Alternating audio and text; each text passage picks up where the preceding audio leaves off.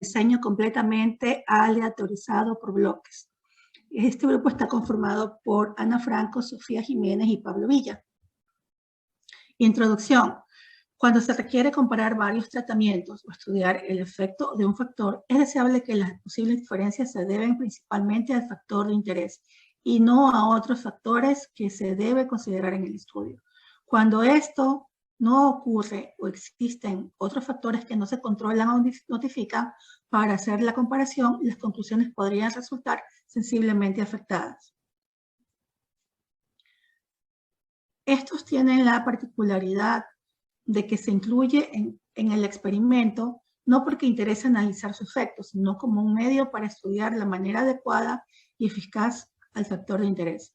Los factores de bloque entran en el estudio en un nivel de importancia secundario con respecto al factor de interés y en este sentido se puede afirmar que se estudia un solo factor porque es uno el factor de interés. Las consideraciones del diseño. En un diseño de bloques al azar se consideran tres fuentes de variabilidad: el factor de tratamiento, el factor de bloque y el error aleatorio. Tenemos para un análisis estadístico, tenemos A tratamientos y B bloques, es decir, A tratamientos que se quieren comparar en B bloques. Sacamos el promedio de cada bloque y obtenemos la media aritmética de cada bloque. Es así que en el bloque Jésimo se obtiene la media aritmética el promedio del bloque J. Asimismo, tenemos la media de los tratamientos y en el Jésimo en el Yésimo tratamiento tenemos el promedio de dicho tratamiento. Es decir, que la media total tenemos la igualdad, es el promedio de todas las medias de los bloques, que es igual también al promedio de todas las medias de los tratamientos. Entonces, el total de datos que tenemos es filas por columnas, que es A por B. Entonces, si tenemos cuatro tratamientos y cinco bloques, serían 20 el total, el número de datos. El análisis de varianza para este diseño se basa en una descomposición de la variabilidad de las observaciones. A través de artificios matemáticos se llega a que la desviación total es igual a la desviación debida al error, más la desviación debida a los tratamientos, más la desviación debida a los bloques. Y finalmente se concluye que la suma cuadrada total es igual a la suma cuadrada de los tratamientos, más la suma cuadrada de los bloques, más la suma cuadrada del error. Aquí tenemos la tabla del análisis de varianza, donde se puede observar que a través de la prueba de F, llegamos y usando el valor P menor a 0.1, se puede concluir de que la hipótesis que se quiere llegar es que las medias de los tratamientos sean iguales y la hipótesis alternativa es que la media de los tratamientos es alguna diferente, que también se puede expresar como se puede observar en la diapositiva. Suponiendo que la normalidad de los errores se puede demostrar, tenemos que si son variables independientes con distribución G cuadrada con sus correspondientes grados de libertad. Bien, vamos a hablar ahora sobre otros aspectos del diseño de bloques completos aleatorizados. Primero, la aditividad del modelo de bloques aleatorizados. Como conocemos, es un modelo estadístico lineal que se ha usado para el diseño de bloques aleatorizados, que es completamente aditivo, es decir, no hay interacción entre los tratamientos y los bloques. Como podemos ver la fórmula, esto quiere decir que si nosotros tenemos en algún tratamiento un aumento de 5 unidades y en el bloque tenemos un aumento de 2, el promedio del ensayo se vería afectado por el aumento de estos dos, en este ejemplo, a 7 unidades, ¿no?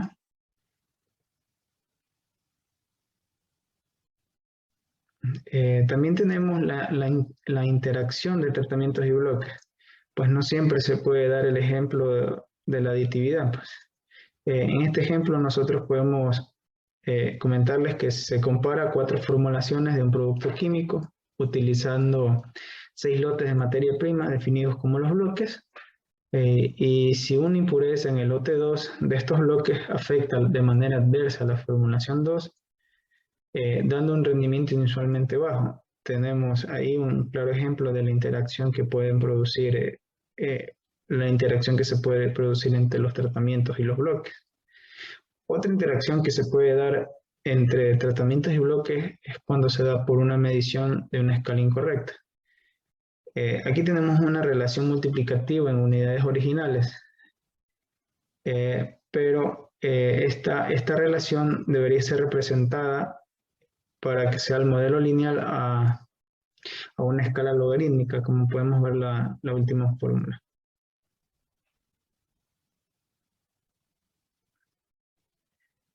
También tenemos la interacción entre tratamientos y bloques cuando hay modificaciones correspondientes en los cuadrados medios esperados.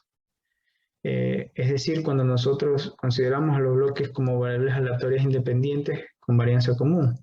Vemos que los valores medios cuadrados del error, perdón, de los bloques, está dado por la varianza más un componente de la varianza del efecto de los bloques.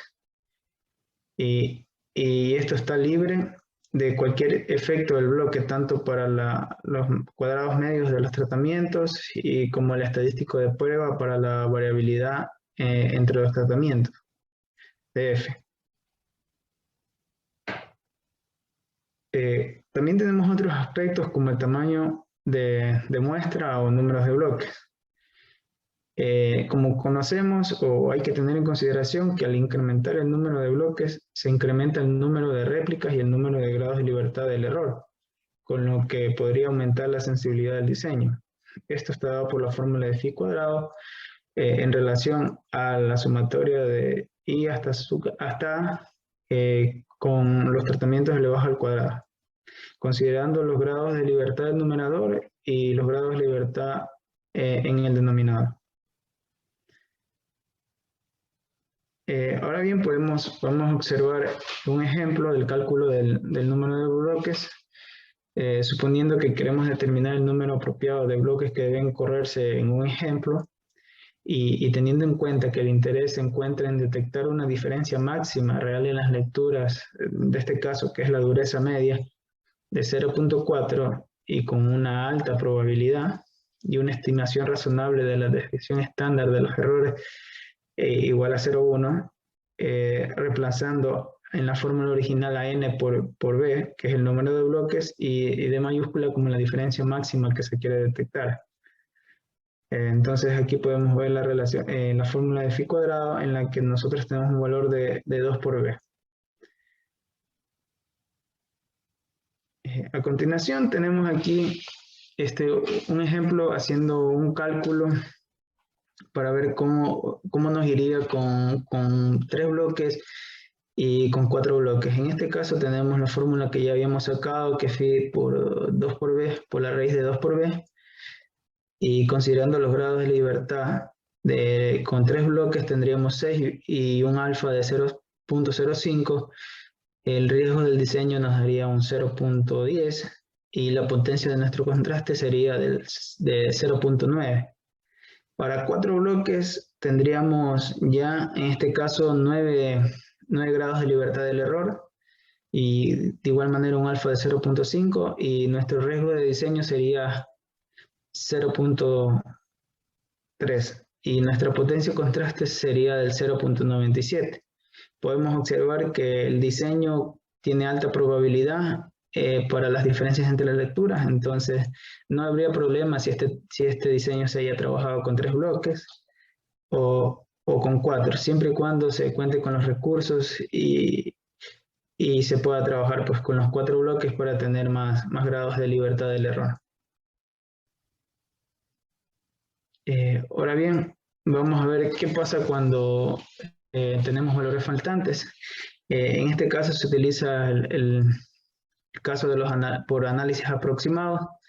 Aquí nosotros tenemos un ejemplo donde están representados valores ajustados y los residuales de los datos codificados de un diseño de bloques completamente aleatorizados. Pues en este caso tenemos que nos hace falta un dato en Y sub 2.3, es decir, en el bloque 3, tratamiento 2, no tenemos ese dato.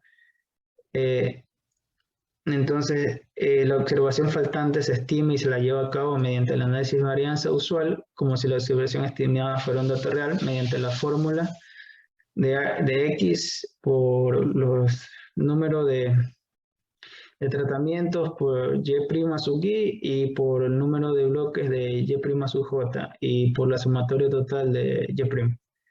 Y sobre los grados de libertad del error, nosotros tendríamos que ese valor faltante sería de 1.22. Y ya calculado ese valor, pues nosotros podríamos utilizar la ANOVA común.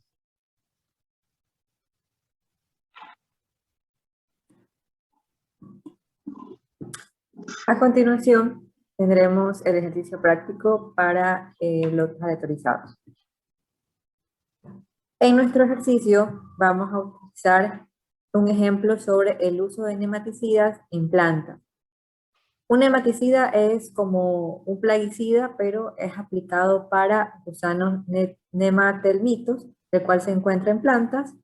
Como tratamiento vamos a tener los nematicidas y como bloques vamos a tener los ensayos realizados con unidades experimentales.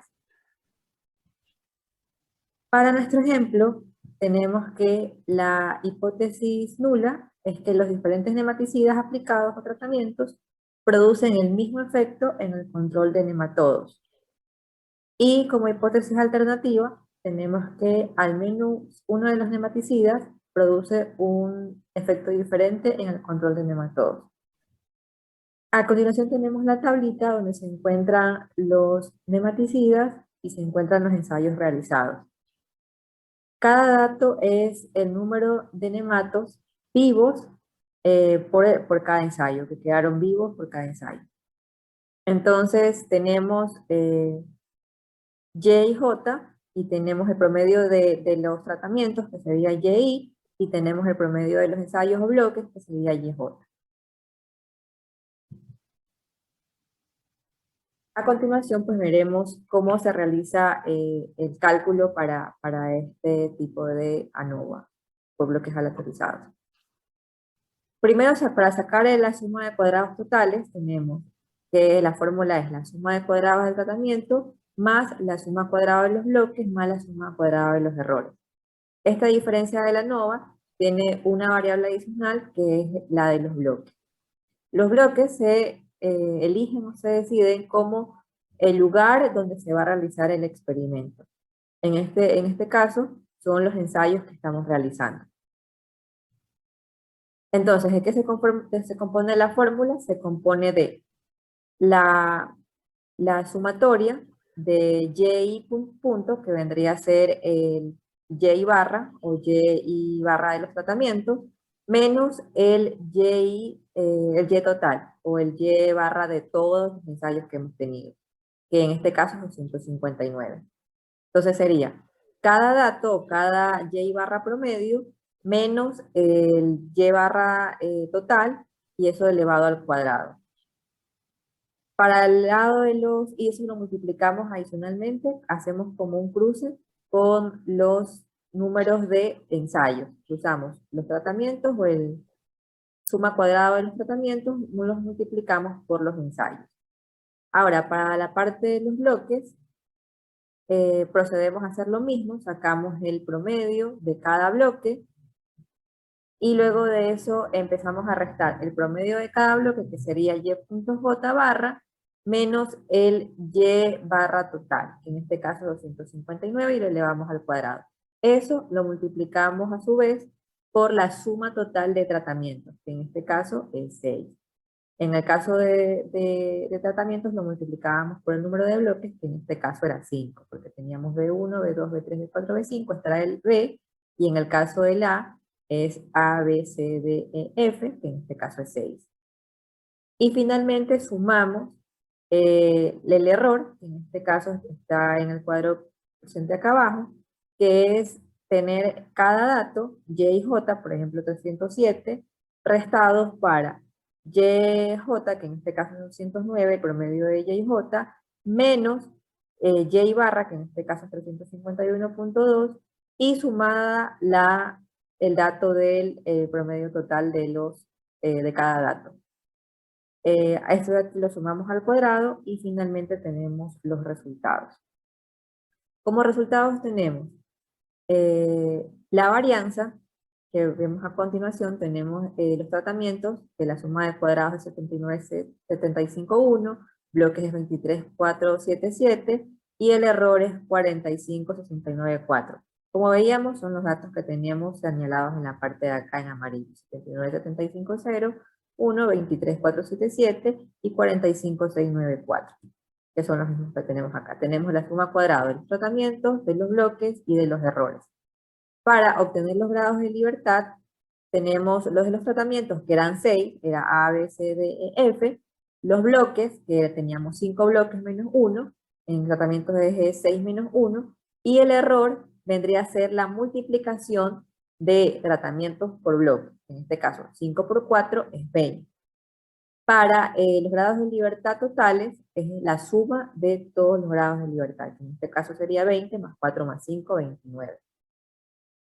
Hacemos el promedio de los cuadrados, que vendría a ser la división de la suma cuadrada de tratamiento para sus grados de libertad. Asimismo, para los bloques, es la suma cuadrada de los bloques dividido por sus grados de libertad. Y para el error, es la suma cuadrada de los errores dividido por sus grados de libertad. Una vez que tenemos los promedios cuadrados, procedemos a sacar el valor F. El valor F de los tratamientos es la división del promedio cuadrado de los tratamientos para el promedio cuadrado de los errores. Y para el caso de los bloques, es la división del promedio cuadrado de los bloques dividido para el promedio cuadrado de los errores. En base a eso sacamos la probabilidad, que en este caso para tratamientos nos da un 0.00639 y para los bloques nos da un 0.069534. ¿Qué quiere decir esto? Quiere decir que en tratamientos o nematicidas se rechaza la hipótesis nula y existe evidencia estadística abrumadora de que las medias no son iguales entre tratamientos. Es decir, que aplicar un tratamiento o un nematicida u otro nematicida no va a ser lo mismo. Y para la conclusión de los bloques, tenemos que el valor P es mayor a 0.05, por lo tanto, no existe evidencia estadística débil de que las medias no son iguales entre bloques. Es decir, que no hay diferencia entre bloque 1, bloque 2 o bloque 3, porque hay una evidencia estadística débil. Adicionalmente, tenemos la aplicación en RStudio del ejercicio. Obtenemos la base, en este caso la trabajamos en CSV, y lo primero que hacemos es hacerle un attach a los datos, luego poner el names de datos y correr el str de datos, que es para ver qué tipo de datos tenemos. En mi caso, en el ejercicio que estábamos realizando, teníamos que los datos no estaban como factores, sino como caracteres. Es decir, los tratamientos y las unidades experimentales dentro de la base de datos, R los estaba considerando como caracteres. Para poderlos transformar a factores, que es como lo necesitamos para este tipo de estudios, colocamos o asignamos la variable tra, y colocamos el comando factor y ponemos la unidad que queremos o la variable que queremos convertir. Siguiendo de eso, tenemos para revisar cómo están los datos, otra vez revisamos el str, en este caso ya me aparecían los datos como factores, ya no como caracteres, y procedemos a hacer la parte del modelo. En este caso es un modelo lineal, el cual dice que los nematodos son o corresponden a tratamientos más bloques. Hicimos un summary del modelo y corrimos la ANOVA del modelo. Y finalmente tuvimos el summary o la tablita que acabábamos de ver, pero la tuvimos directamente ya en R. Para hacer, bueno, en nuestro estudio nos dio que teníamos tratamientos, sí tenía diferencia entre tratamientos, por lo cual procedimos a hacer adicionalmente un análisis LCD. A continuación vamos a ver los resultados en RStudio. Como vemos, tenemos la misma tabla que teníamos en Excel, pero ahora la tenemos en R, donde dice, como ya habíamos revisado, de que los tratamientos tienen un valor P menor al 0.01. Por lo tanto, sí existe diferencia entre los nematicidas o tratamientos aplicados. Para el caso de bloques, el valor P es mayor a 0.05, por lo cual no existe evidencia estadística de que los bloques no sean iguales, o evidencia estadística significativa. Aquí tenemos adicionalmente el test LCD para revisar adicionalmente la diferencia entre tratamientos. Y hasta aquí se acaba todo lo que es el ejercicio en R. Muchas gracias.